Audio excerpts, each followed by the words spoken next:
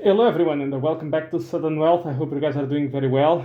Guys, a bit of an earlier video. I may be unable to record anything between now and Monday, potentially even Tuesday.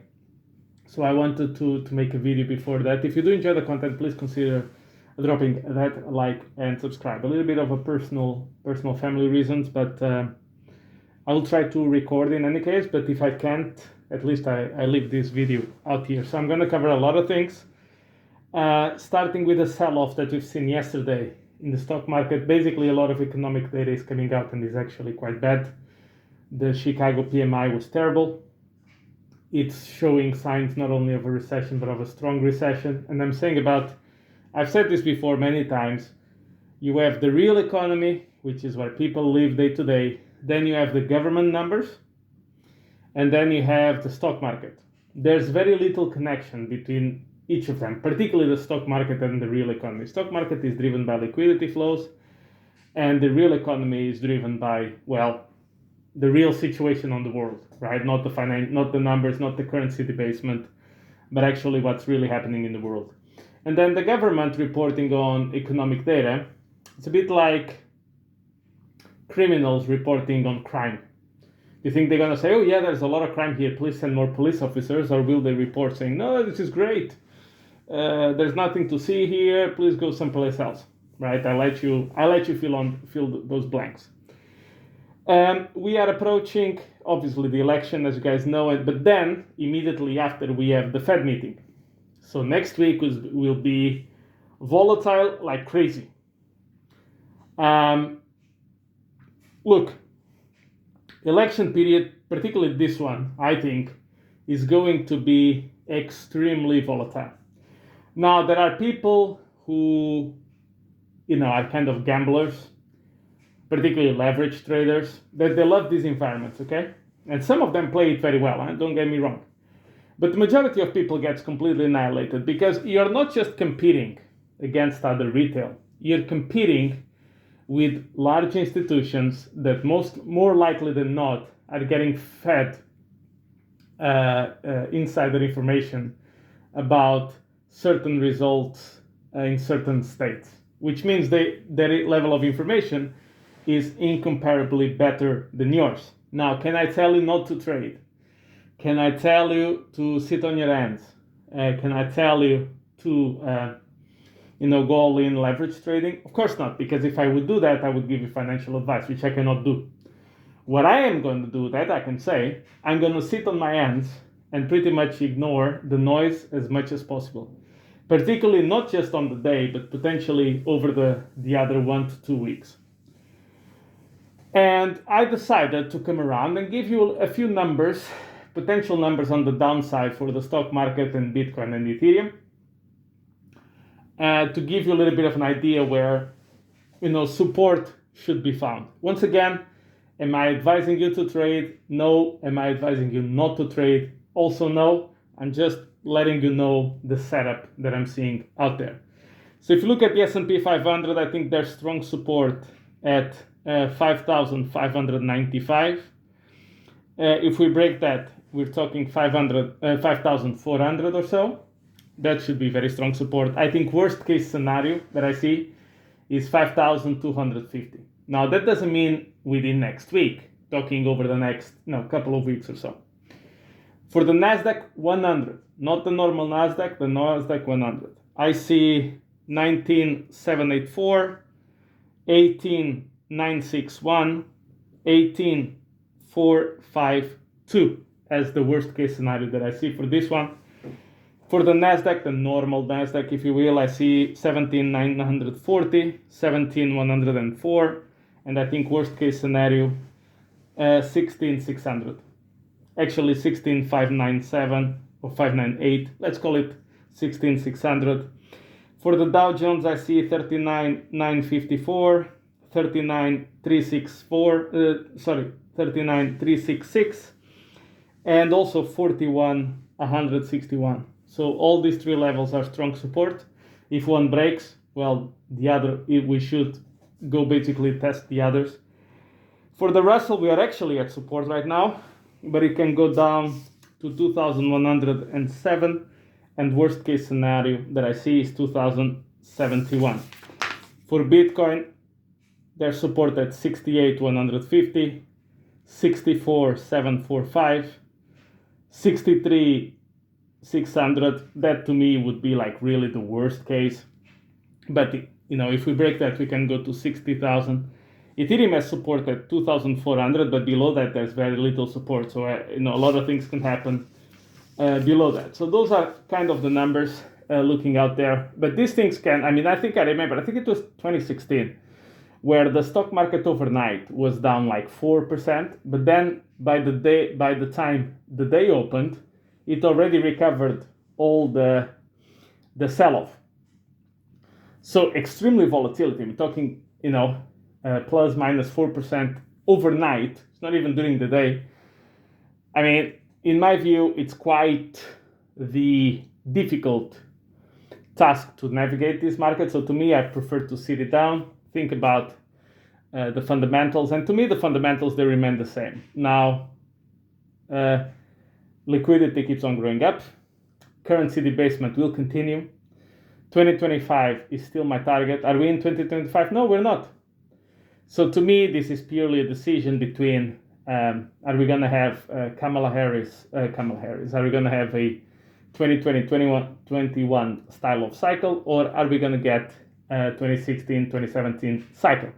The issue is going to be mostly during the bear market. There's going to be the incentive for the Democrats to really clamp down on crypto. But I'm not sure if they're really trying to destroy it, because you see BlackRock, Fidelity, all these guys have huge positions now. My feeling is self-custody will be abolished, which means you'll need to be, to custody your crypto with the bank, because that way they have control. You see, if you do something that they don't like, they can freeze it. If they do something that they consider suspicious, maybe you support the wrong candidate's campaign, maybe they find a investigation case against you and they freeze your assets. It's all about control. Now, this is terrible, obviously, for the US citizens. It's not so bad for the rest of the world. Once again, the mistakes of a few are the opportunities of others, which means innovation, expansion, adoption will just move someplace else on the globe. I think you're still going to have massive investments in crypto in the US. It's just that, you're going to lose freedom. That's what's most likely going to happen to you. So that is the sad part, but it's very possible. Now, Hoppy has done a new all-time high. Boppy is doing also very, very well. And so the lottery tickets are starting to show some signs. As I've said before, not all of them will go up at the same time. The time where all of them will go up at the same time is in the euphoria phase of the bull market, which we are not even close. In terms of the market preference for Tuesday, I think above everything else, what the market wants, in my humble opinion, is a decisive winner. So the thing that markets hate the most is uncertainty. It's not necessarily one outcome or the other. Then, of course, you need to price in certain outcomes, you need to price out other outcomes. That's all true. But at least you have something to work with. You have something, and I'm actually going to but maybe be on the side of Kamala Harris here, which is about the unrealized capital tax gains, right? I have zero doubt in my mind that if she could have her way, she would do it. She would have unrealized capital tax gains. The problem is, follow the money. Who's giving her money? About 70% of the richest people are giving her the money, which means the Democrats are getting about 70% of the big money wallet, which means the people that she would be taxing would be the people that gave her the money. No way. No way. In my view. For example, if you look at when Obama was president, for example, who were his biggest donors? Banks and insurance companies. Who made the most money with Obama? Banks and insurance companies. Now, this is not an attack on Obama. Who gave the most money to George Bush? Oil and gas and banks. Who made the most money? Oil and gas and banks. It's very simple. Follow the money. Who has given, the top 1% has given more money to her or to Trump? To her. So she will do things that they like. I mean, it's really that simple. There's not a big, there's not a conspiracy theory or anything. It's just, you need to understand, it costs billions of dollars to get elected president in the US. So basically, you need to spend billions of dollars to go make a salary of 400,000. If you believe this, I mean, it's up to you, right? I mean, then you believe in the fairy, you believe in the tooth fairy, you believe in the, you believe in Santa Claus. I mean, it is what it is. I mean, it's the situation of the political game in the US. It forces you to be friendly towards a certain group of people.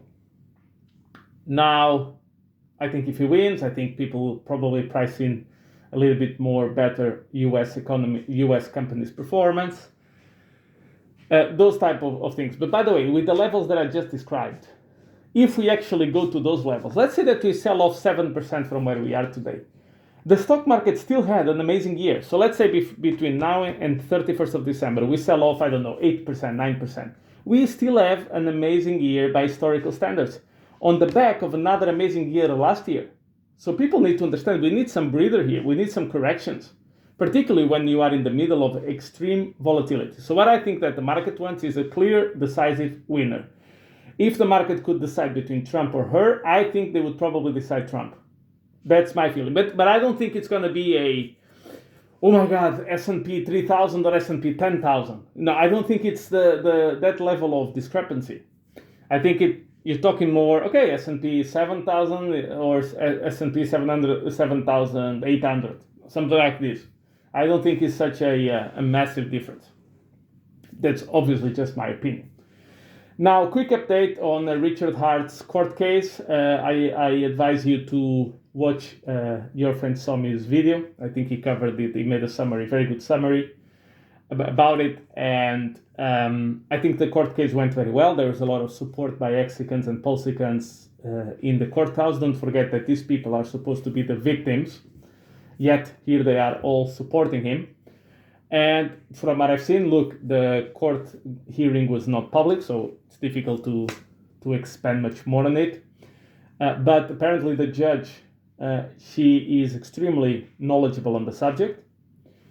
The Richard lawyers are the same lawyers as Elon Musk, so you can tell the quality of those lawyers. And if you listen to people talking about them, they say they are the kind of lawyers that nobody wants to be against in court, so they are extremely professional, and they've answered questions extremely clearly, very to the point, very straightforward, while the SEC struggled to define the most basic of stuff, like where does the blockchain live, things like that.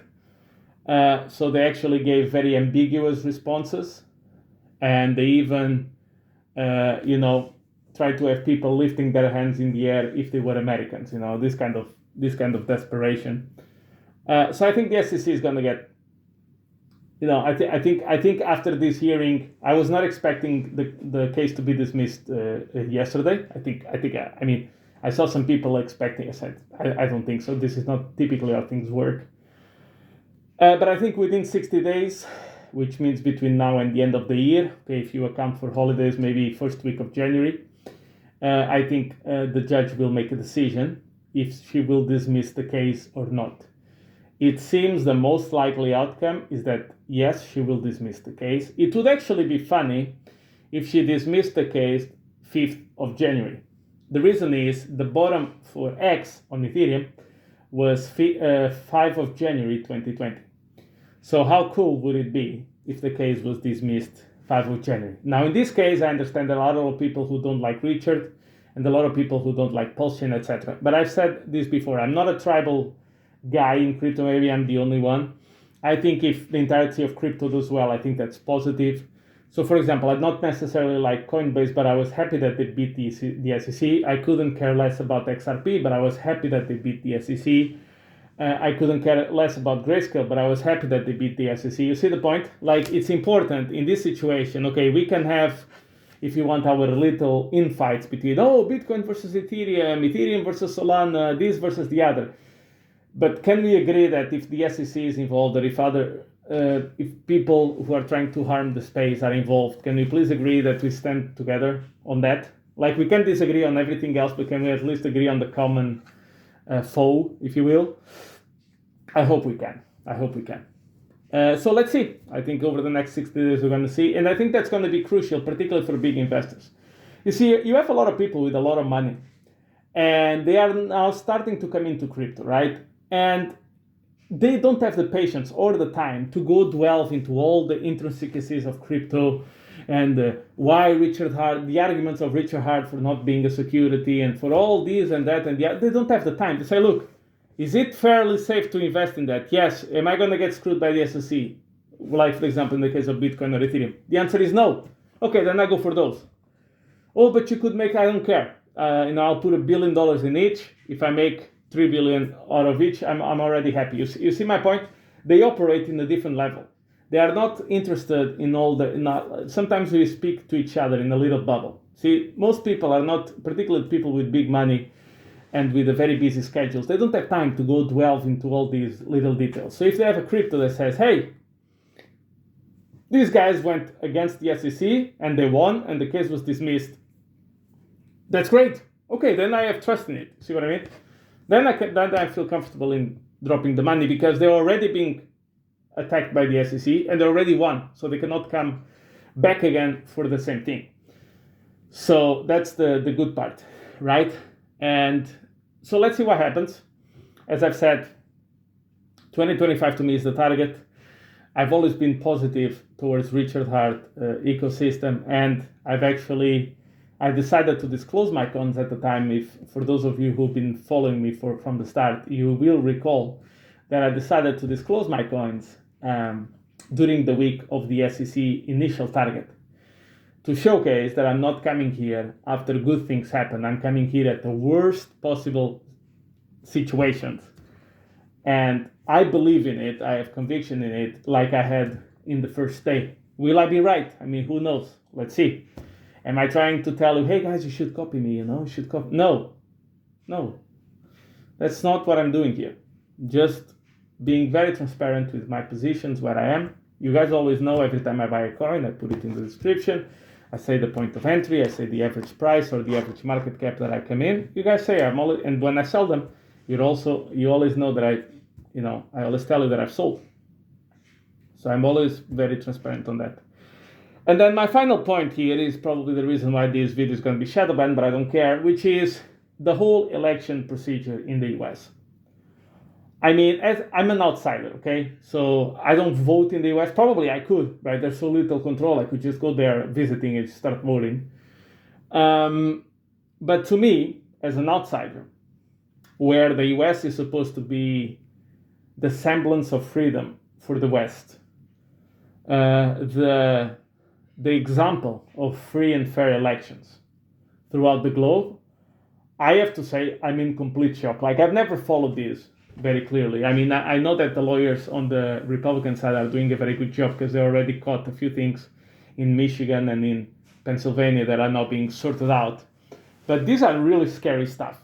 And what surprises me the most is the way of voting in the US. I don't understand how election laws, at least for the president, I mean, for the Senate and for the House, I mean, that's maybe a bit of a different story. But for the president, I don't understand how these voting laws and election laws can be decided to the states if the president, if it's a federal election.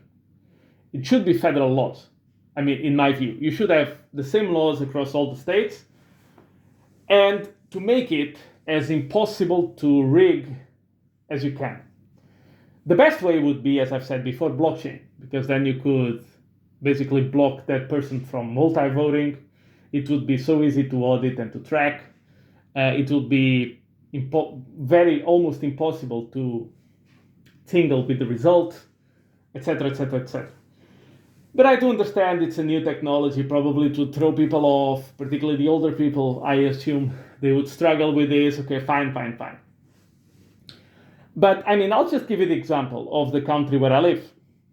So first of all, you don't have these bail-in votes and absentee votes and early votes and votes on the day. And no, you have the election day. Now, can you vote outside of the election day? Yes, in very particular cases. For example, you're traveling abroad for work, or you're not in the country at that time for a specific reason, or you had an accident and you couldn't vote, or I don't know, family members of yours died and you had to arrange for funerals and couldn't. I mean, but these are like exceptions. This is not like you can pick to vote today, tomorrow, the other day. I mean, usually it doesn't work like that. It's you vote on the day. Then it's very simple. I mean, I'll just give you an idea of how the vote goes in the country where I live. You go there, hey, good afternoon, here to vote. Okay, show me your ID. Show the ID. Person checks. Okay, it's a real ID. The person in the picture is a person. Okay, they have the ballot number, right? They write the ID number. Okay, this is the ID number. Now you write your name. You go into a separate booth. You vote. You you wrap it. Not wrap it. You fold it so they don't see whom you voted for, and you put it in a little ballot, and they cross your name out of the national list. That means if I live in the north and I want to go vote in the south, I cannot, because my ID number is being crossed out from the system. If I want to go to vote in the west, I cannot. If I want to go to vote in the east, it doesn't work. That's it. I say, good afternoon, show your card. Okay, it's you. I can see the card is real. They write your ID number in the system. You write your ID number in the ballot. You write your name. You go inside the booth. You vote. You fold it. You drop it out. All in all, takes you less than 2 minutes from start to finish. If you have thousands of people doing this voting all across the country, this goes actually quite quick.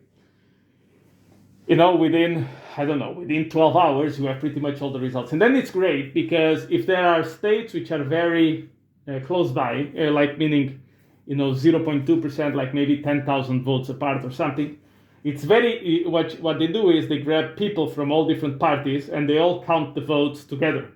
So they can see, so basically you don't have, let's say, only Democrats counting the votes or only Republicans counting the votes. You have a mix in this situation. It will be like that. And I mean, if things really, if they cannot agree in the recount, eventually it goes to the courts, and then somebody from the courts, a few people will vote it several times until they make sure that the right number is in. That's it. I mean, it's really that simple. But then when I hear that you can vote, first of all, in multiple days, then you can just drop ballots.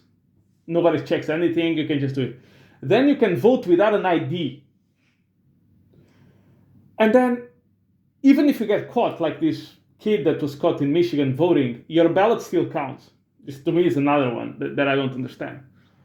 I mean, for an outsider, what I'm trying to say to my American followers is, from an outsider, you look like a banana republic. I mean, I'm sorry. I mean, if I look at the level of requirements that you have for voting, because you can put, like, which countries need voter ID and paper ballots. It's basically all, I mean, the paper ballots, some of them allow for machines, but you have, at least voter ID, right? All the developed countries require it, except the US. It's the exception. And then you see countries that don't require voter ID. It's all a bunch of third world countries filled with corruption to the hilt, and the US. And you are supposed to be the leaders of us. And I just saw a recent poll that 85% of the Americans wanted voter ID. So I don't understand how this is not for debate. How does this not go for the courts and say, no, this is a federal election, federal laws. And then the thing is, if you want to be a Costco member or a Walmart member, you need an ID. If you want to have internet in your house, you need an ID. If you want to have a mortgage, most jobs, buy a house, rent an apartment, buy a T-Mobile or whatever card, put your kids in daycare, buy alcohol, buy tobacco, you need ID for all of these things. So there's absolutely no argument. Oh, and by the way, the machines cost almost 20 times more money than the paper ballots, and they take longer to count. So they take longer, They can be hacked. They are much more expensive. There's absolutely no advantage to use them.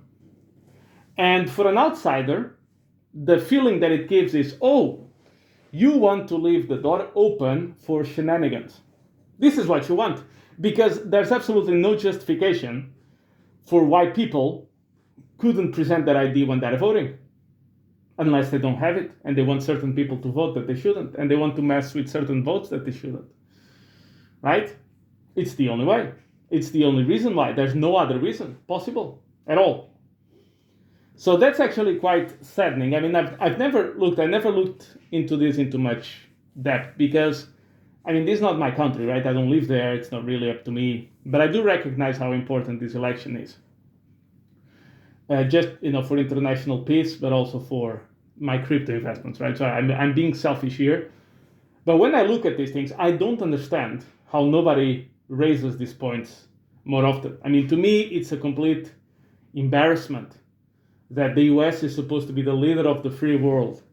And we see that, if you go to Florida, elections work very well. If you go to there, elections are, a gamble. To me, I can tell you, for people who are not from there, you look at this. I was talking to a colleague, to a friend of mine, and I was telling me, hey, were you aware of this voting, blah, blah, blah? And he was in complete shock. Like, he couldn't understand the concept of not needing a voter ID to vote.